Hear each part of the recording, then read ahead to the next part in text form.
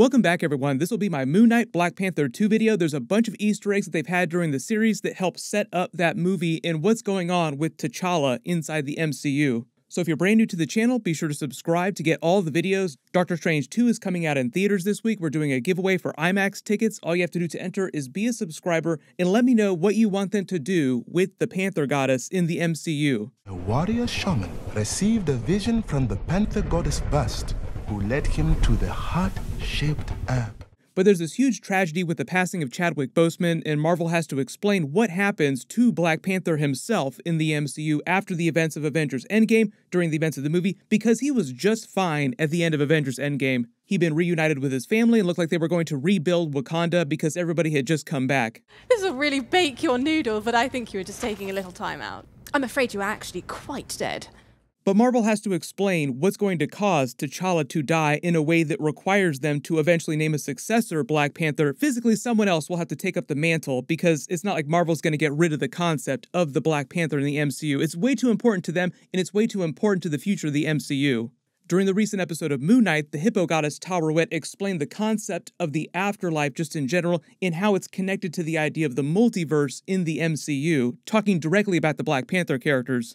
You'd be surprised how many intersectional planes of untethered consciousness exist, like the Ancestral plane. Oh, just gorgeous. The way she explains it is that when people die in the MCU, even when gods die, they go to a different dimension that's based on their own belief system, or if they formed a contract with another god, like has happened with Moon Knight. So, for example, Marc Spector did not believe in the Egyptian Ennead before he met Khonshu, but now that he knows Khonshu has a contract with him, when he dies, he goes to the Egyptian version of the afterlife. So the Field of Reeds, the Duat, this place is an alternate dimension from the Ancestral plane. The Wakandans go there because that's what they believe is their afterlife. The way they explain the afterlife in a scientific way is that basically your untethered consciousness exists there separate from your body. It's kind of like existing on the astral plane. They have all those funny moments in the MCU with Doctor Strange, then the Hulk, and then Spider-Man being separated from their bodies, so you see their spirit kind of flying around untethered from their physical body. That's kind of what it looks like when you exist inside a version of the afterlife, and in order to come back into your physical body into the MCU, a physical body has to exist. For example, that's why it's so hard for people like Odin or Iron Man to come back into the MCU. You could resurrect them because their untethered consciousness exists in the alternate dimensions based on their belief system, like Odin's spirit, the Odin Force, transferred to Valhalla, their version of the afterlife. Iron Man was kind of an atheist. He didn't really believe in God, so his consciousness went to a different dimension. You could bring his consciousness back, but you don't have his physical body to put it back into. You'd have to find something to put his consciousness into.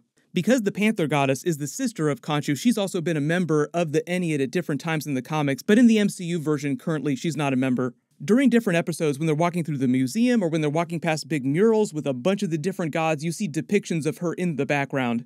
In Black Panther is kind of like the avatar of Bast. Not in the exact same way that Moon Knight or Arthur Harrow or these other avatars are connected to their gods. Black Panther and the previous Black Panthers typically just form a contract with the Panther goddess. She doesn't dominate their mind. She doesn't order them all the time to go around the world and execute her will. But for example, if Bast wanted something done and told Black Panther to do it, he would be forced to do it. It's just that most of the time she leaves him to his own devices. She just grants him a portion of her power, the same way that these avatars have a portion of these other gods' powers. Recently, during the episode of Moon Knight where they have the meeting of the gods, they said that 2 members of the Ennead, of their ruling council of gods, were missing. They didn't know where they were, they couldn't locate them, even with all their god-tier power. That's meant to be an Easter egg for Thor Love and Thunder and Gorr the God Butcher's mission, going around killing all the gods. As in, these members of the Ennead are missing because Gorr was able to kill them without the other gods seeing it happen or learning about his presence yet. The reason why he's able to do that with other people finding out sooner or doing anything about it is because the necro sword that he's using is so powerful, and because most of the gods are pretty lazy and ignore what's going on with the other gods. Each god typically only worries about what's going on with their own following, and that's even only the gods that actually care about what's happening in the MCU, and there are very few of those. Like everybody post your memes, Gorr was right. Most of the gods don't care about what's going on with lower life forms. So really, it's the god's own fault that Gorr's around being able to kill so many of them so fast without them doing anything about it or finding out about it yet. Bast isn't as bad as a lot of the other gods. She's usually pretty pissed off anytime Black Panther has to communicate with her directly or ask her for more help than she's already giving them, but she does give him help when he asks for it. She's not as capricious as Khonshu, but she's also not this warm, fuzzy, benevolent goddess. And the way they explain his connection to the Panther Goddess, his powers just in general, all the powers of the previous Black Panthers, is that they're basically a combination of the minor mutations to their genome over the centuries from consuming the heart-shaped herb for so long. Everyone thinking about mutants coming into the MCU, just getting ready for it, Scarlet Witch, just mess up the multiverse as bad as you want, bring as many mutants as you want into the MCU. The heart-shaped herb gives the Black Panthers a little bit of a boost to their mind, their body, like a super drug, but it also helps facilitate their connection to Bast, the Panther Goddess, and she grants them a portion of her supernatural god-tier power, like the cosmic power. That's where most of his supernatural abilities come from. They didn't get into this a whole lot during the Black Panther movie, but they kind of hint at it. Like, he's not just King of Wakanda, he's also called King of the Dead. He can communicate with the spirits in a couple different ways. He can talk to previous Black Panthers, and he can draw on the experience of every Black Panther who has ever worn the mantle. And he doesn't need to travel into the ancestral plane to do that. Like, he doesn't need to go into the afterlife. They also show you, too, that they use the heart-shaped herb as a sort of transfer medium that allows him to transfer his consciousness to the ancestral plane and then come back. Him drawing power from the Panther Goddess is another way that that happens. But also on top of that, Bast can resurrect him, heal him in battle, just like Moon Knight has a healing factor. But like I said, Bast doesn't use Black Panther as the finger puppet that the other gods use their avatars as. It's more of a contract between the two of them at any given time. The same is true for people like M'Baku, who are part of the ape tribe. They worship a different god, just the ape god, and it's the same situation between him and their god. He gains a small portion of their power from his connection to it, and he's not a slave to it. But, for example, M'Baku's ape god is not as powerful as the Panther Goddess, so M'Baku isn't supposed to be quite as powerful as Black Panther is. We're supposed to see Bast on screen for the first time during Thor Love and Thunder as part of Gorr the God Butcher's quest to kill all the MCU gods.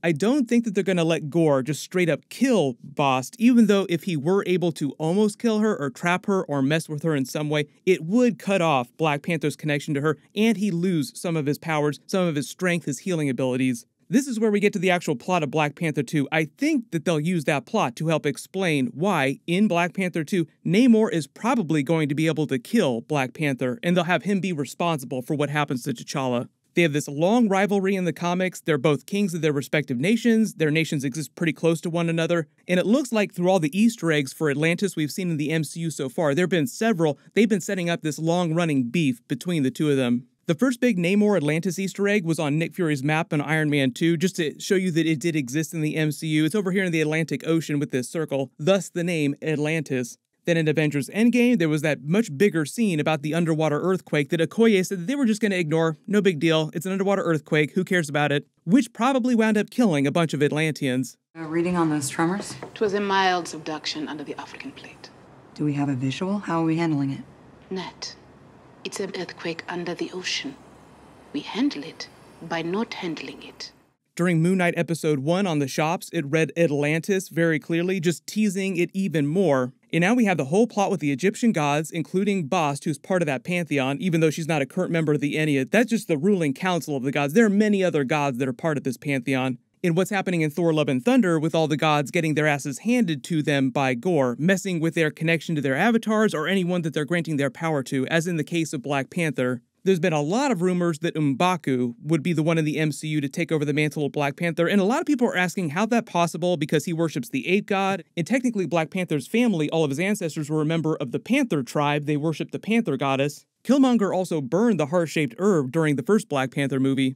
But M'Baku, or anyone else in Wakanda who might take up the mantle, can form a pact with any of the gods that they want and get the same basic power set just from a different god. Really good example of this is that during the Ultimate storyline, Black Panther needs more power, so he forms a contract with the Tiger God, completely different god, fusing with its entire power to become this cosmic level entity, gaining enough power to kill another even more powerful being that's formed when two different cosmic entities combine to form something that's powerful enough to kill the living tribunal. So the idea is that Black Panther basically fuses with a different god to gain even more power and become more powerful than the living tribunal. It was a very brief encounter, but it's just an example of the most OP version of Black Panther you'll ever see next to him wielding the Infinity Gauntlet. So even if something happens to the Panther Goddess or something happened to the heart-shaped herb, they can still commune with the gods, just in a slightly different way, and gaining power of other gods, not just the Panther Goddess, is a way that you recreate the powers of Black Panther. It's just that they had to have all these other series like Moon Knight and what's happening in Doctor Strange 2, Thor Love and Thunder to explain how the MCU gods are different from cosmic entities before they start doing a lot of this crazier stuff.